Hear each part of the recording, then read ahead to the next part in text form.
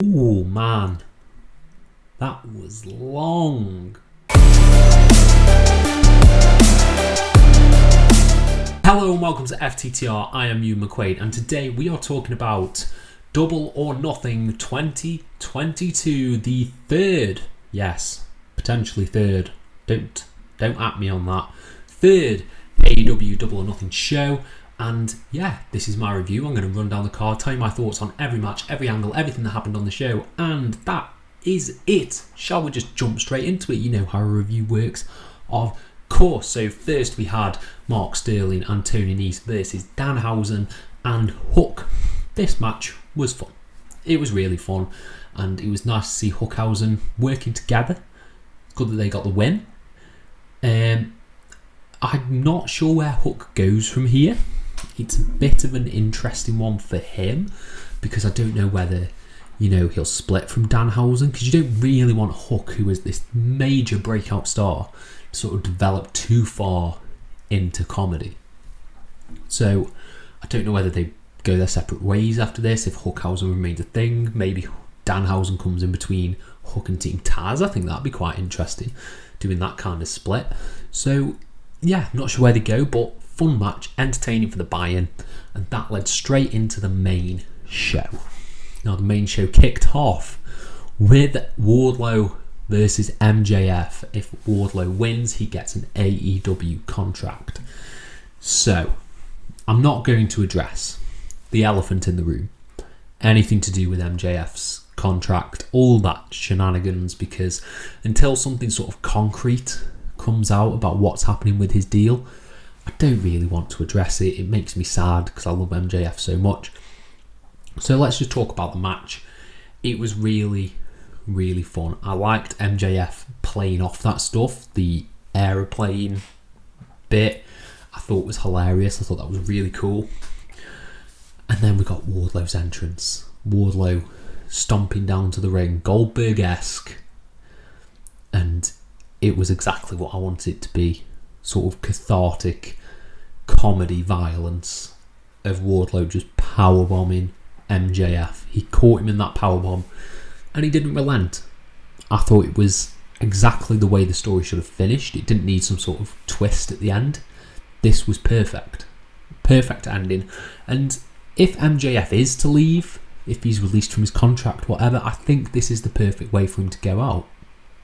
He got the perfect villain comeuppance, and I think that sort of wraps up his story if he indeed decides to leave. I think it's a really fitting end to the MJF character if he's to go away, but who knows.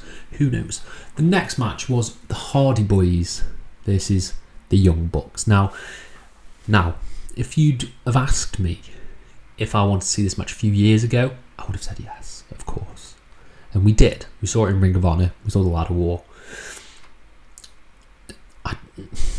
This match didn't need to be on the show. First of all, I think this should have been saved for a bigger event. And increasingly, it's getting harder, and it's breaking my heart to see Jeff Hardy wrestle the way he does. It makes me sad. So this made me a bit sad. It wasn't like incredibly terrible wrestling, but it just sort of fell flat, because Jeff can't do the moves that we love him for, which is the sad bit. But the Young Bucks, bloody brilliant. I think the Young Bucks carried the Hardys here. I'm going to use that word, carried the Hardys to an absolutely fantastic ending sequence. One of my favourite bits was, I don't know if it happened during the opening or the end of the match, I think it was during the opening, is when Jeff goes for poetry in motion and Nick Jackson just kicks in, makes a lovely slapping sound. That was great. That was a fantastic counter. I wasn't expecting it in the slightest. So, and the Young Bucks were fantastic in this, but the Hardys won. Jeff hits his big, seems to be his new thing, hitting a swanton onto those steel steps, which scary, very, very scary. But yeah, Hardys win, beat the Young Bucks in a pretty decent match by the end of it, and it seems like the Hardys might be vying for tag team gold soon, and whether I want to see that, I don't think I do. I don't think I do want to see that, sadly, but it is what it is. It is what it is.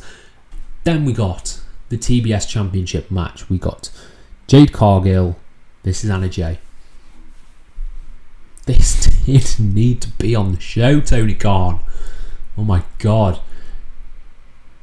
I didn't enjoy this that much. I thought it was a bit plodding.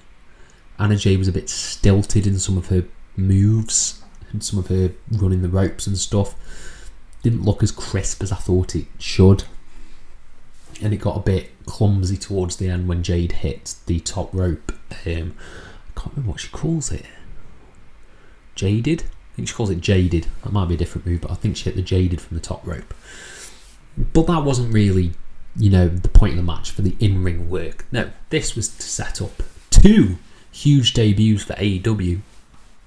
We got the former Malcolm Bivens, Stokely Hathaway, I believe his name is. He came down and debuted. He sort of took the place of Mark Sterling, who got taken out by John Silver. So a lot of interference in this match. And he seems like the new advocate for Jade, which I think is great. I've not actually seen that much of Hathaway, to be honest, because he was in NXT 2.0 for the majority of it, and I don't really watch NXT 2.0. So that'll be nice to see. Here is an incredible promo. Then we got the debut to steal my heart. Chris Statlander comes down and she's squaring off. She's defending Anna Jay against Jade Cargill and the baddies. And then Athena hits the ring. Athena, the former Ember Moon, is probably my favourite women's female wrestler in the world. I absolutely love Ember Moon. Her time in NXT and her matches with Asuka are amazing. Absolutely amazing. I can't wait to see what Athena does in AEW. But we've seen debuts in the women's division in particular that haven't gone down well. To an extent, Ruby Soho has not gone down very well. To an extent, Toni Storm has not gone down that well. So I hope the same doesn't happen with Athena. I hope Athena gets really good stuff. She has really good matches with Thunder Rosa from Warrior Wrestling, where they went to a time limit draw. So it's very exciting to see her here. And who knows, maybe she'll beat Jade. Maybe. Who knows? Next up, we got Death Triangle versus the House of Black in my match of the night.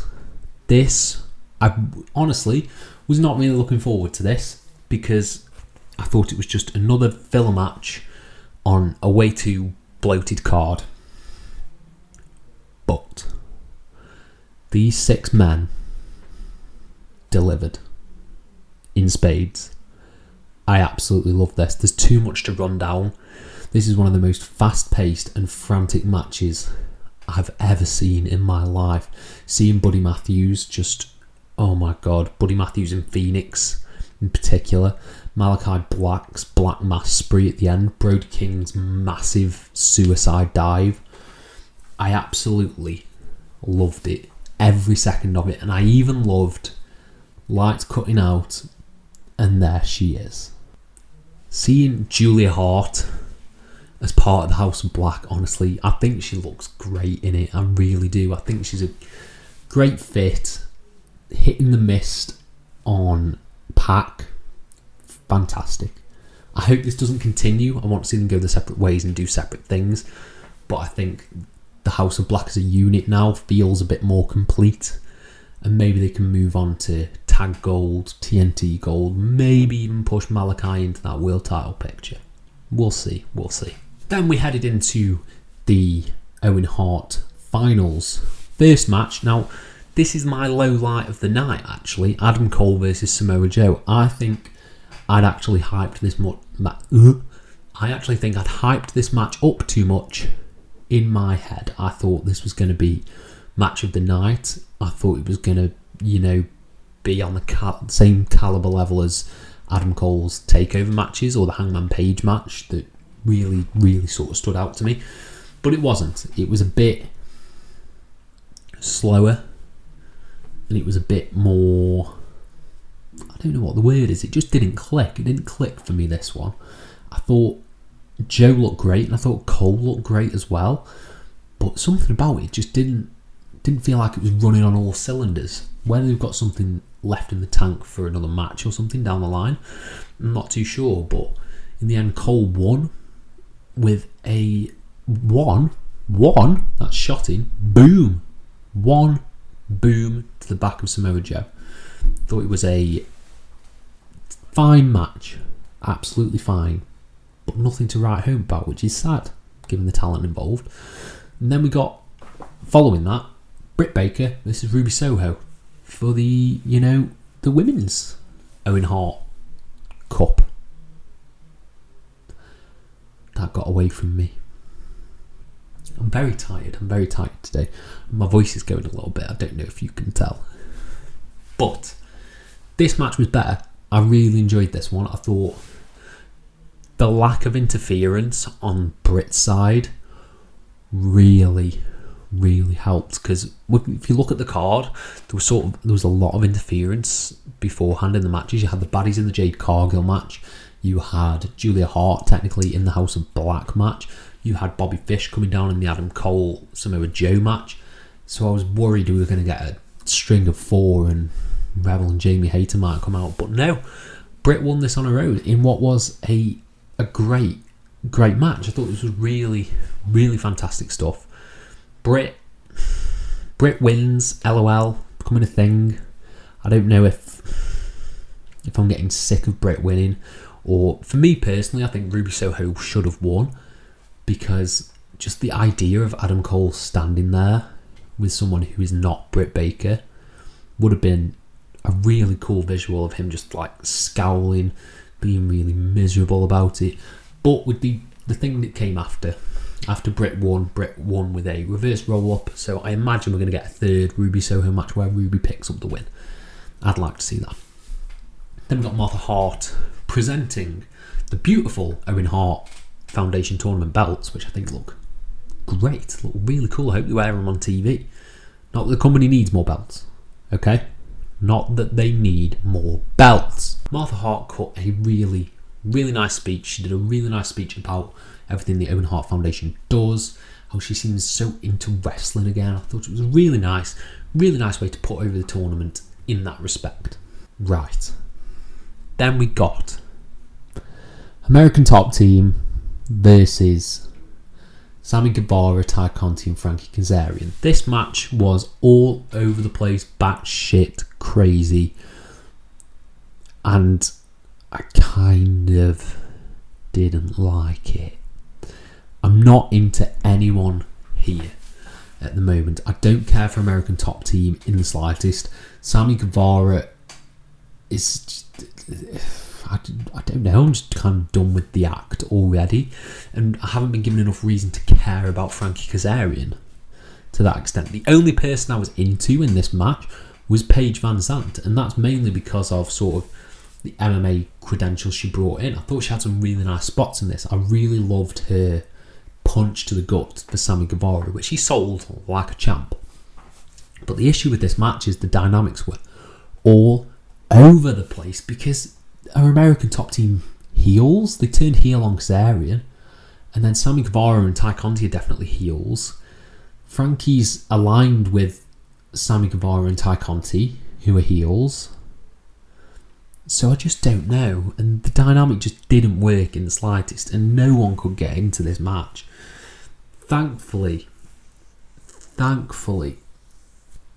American Top Team won, and Frankie Kazarian and Sammy Guevara can never challenge for the TNT Championship, while Scorpio Sky has the belt.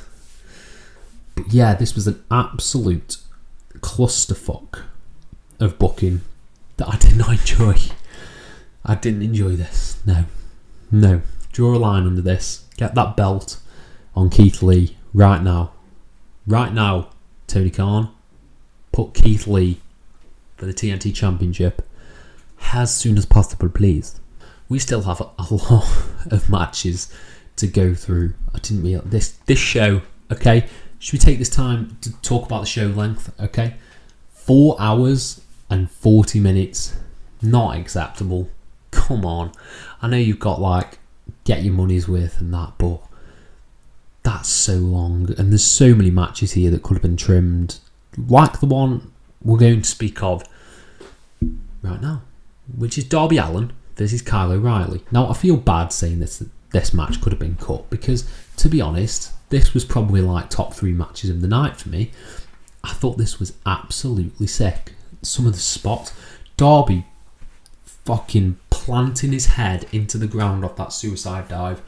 I was legit scared when he did that. And then he got the suicide dive into the guillotine, which again was brilliant, absolutely fantastic. And Kyle O'Reilly won this. This was a hard-hitting match, really sort of a lot more technical than you think than it would be with these two guys. Well, obviously you've got Kyle O'Reilly, who's a great technical wrestler, but Darby Allin has chops in that department. And it was a really cracking match. It just shouldn't have been on the pay-per-view. Put it on Dynamite, because this was the length issue with this match. But Kyle O'Reilly won, which I think is the right decision, because I feel like Darby can take losses more so than other people.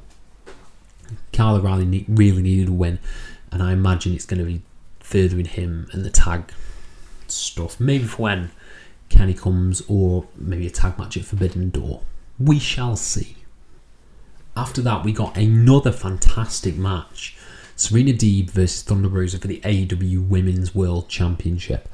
I love this. I've seen a lot of sort of negativity towards this, but I think this is arguably the best women's match AEW has ever put on. I know you've got Thunder Rosa steel cage match, you've got Thunder Rosa versus Britt Baker, but for me, this really, really delivered. I really like the technical elements at the start. I really loved the chain wrestling, the submission transfers, everything like that. And then it got a lot more hard hitting at the end when Thunder Rosa sort of had to fire up, and she hit this great sort of superplex homage to Eddie Guerrero, rolled through and hit her finish on Deeb for the win. But there was some really good near falls as well, a really good stretch. I think it's the stretch muffler. I can't remember what Serena Deeb calls it. Serenity Lock maybe, on Rosa, which was a really genuine near fall for me. And I just love both of these women so much. They're such good wrestlers, and if you just give them time and focus on them and let them tell stories, they will do it. Just give them time. They gave them time here, so why can't they main event Dynamite almost like every week? Not that I'm saying they should do that, but have more faith, Tony. Have more faith. And I thought it was brilliant. Absolutely brilliant match. There's probably easily my top 5 matches of the night. And yeah, I'm excited to see where Thunder Rosa goes from here. But whether it pans out the way I hope it does, we'll see. We'll see about that. Following on from that, we got the craziest match of the night. Something that... This is probably going to be my unpopular opinion, because I didn't really like this that much in comparison with Stadium Stampede 1 and 2. It was Anarchy in the Arena, the Jericho Appreciation Society versus Blackpool Combat Club and Pride and Powerful and Eddie Kingston. So it was Anarchy in the Arena, but I don't think, as in like everyone was getting destroyed at every different section of the arena. The reason this didn't land for me is I don't think the production was that great. The thing with Stadium Stampede was it was like a film. It was cut together so you could see each segment. But this felt, and I get it, okay, I feel like I'm being worked, but it is Anarchy in the Arena. It's anarchic, production to an extent. But it was cut in so, drastically between things that you didn't really get to see some of the stuff that you wanted. Like, I remember there was a bit where it kept cutting back to Bryan Danielson just nailing a member of the Jericho Appreciation Society. It might have been Hager on the steps, and it kept cutting back, and it was a bit headache inducing. But positives, Eddie fucking Kingston, okay? Because that man deserves the AEW World Championship. The image of him coming down the ramp, soaked in blood, with a canister of gas/petrol for us UK people, was amazing. Absolutely amazing. And something that probably can't be replicated in a long time. He poured the gasoline on Danielson and Jericho, went to light Jericho on fire. That caused some miscommunication. Jericho picked up the win by sort of making Danielson pass out, which I think is interesting, that it was Danielson who sort of gave in when I would have thought it'd be maybe a member of Proud and Powerful. It was crazy stuff. Eddie Kingston was the MVP of this match. Moxley was really good as well. Danielson was really good. The yes chants in the arena was amazing. Electric stuff. Jericho Appreciation Society aren't getting over as much as the Inner Circle did, but I feel like they haven't been given as much killer stuff as the Inner Circle did. Some of like the skits, the backstage stuff. So I'm hoping they can grow from here, and I have a feeling this is going to lead to Blood and Guts, right? It's got to. Blood and Guts 2. Jericho Appreciation Society versus Blackpool Combat Club. Seems like a logical step to me. We'll see where it goes, but solid. Not my cup of tea though. Something that was my cup of tea was the next match. This triple threat tag team match between Team Tarz, Jurassic Express and Swerve in Our Glory. Okay, so let's take a moment to appreciate the greatness of Swerve in Our Glory. They are fantastic together. Keith Lee is honestly, he should be world champion. Some of his selling, the bit when Swerve and Keith Lee were laughing at Ricky Starks falling and hitting his dick on the ropes, was brilliant.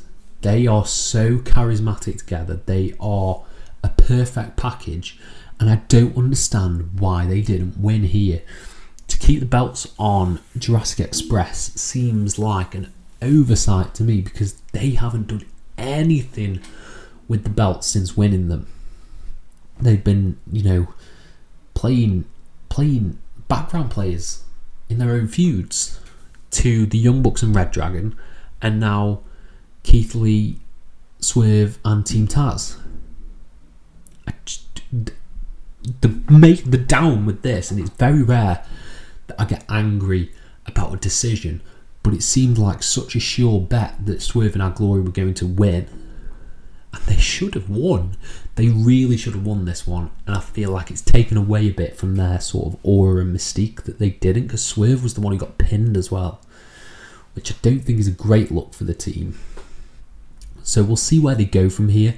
The action in this match was absolutely fantastic. It was like the triple threat match from Dynamite, just times by a million, because you've got big beefy boys Keith Lee, Luchasaurus and Powerhouse Hobbs in there. So really good stuff from that regard. Just a poor result. Absolutely poor result. I know I'm getting angry about a poor result, but come on. Swerve in Our Glory should have won this. But yeah, fun match. Really, really enjoyed it. We are through to the main event. CM Punk versus Hangman Page. I was so pumped for this match. On one hand, it didn't deliver. It didn't deliver to the hype that I'd built up in my head. But that was in-ring work rate stuff. I think the storytelling in this match, like all of Hangman's matches, was exceptional. Absolutely exceptional. The way they kept trying to outdo each other, kicking out of each other's finishes, and Hangman's eventual potential turn was, again, masterfully done. Absolutely masterfully done. They chopped the living piss out of each other, which was nice to see. And in the end, I think Hangman coming so close to turning to the dark side and that costing him is a really nice character motivation and beat for him going forward. Because where does he go from here? He let himself down more than anything. It wasn't the other people around him, it was him, and that's gonna eat away at a man. It's gonna eat away at Hangman. So, fantastic storytelling in an okay match. I thought it was an okay match with impeccable storytelling. And Punk winning, I'm really excited to see where Punk goes from here. I don't know who it's going to be at Forbidden Door. I was expecting a card to show up at the end of this, but he didn't. So, yeah, we'll see where it goes from here. CM Punk is our AEW World Champion, and the landscape has changed dramatically in AEW since it first started. It's mental to see some of the teams, champions, everything we've got going on in AEW right now. It's absolutely mental. Double or Nothing overall, it's a very polarising show. Very polarising. But I'm going to give this a solid 3.5 out of 5. Yeah, 3.5 out of 5 for this show.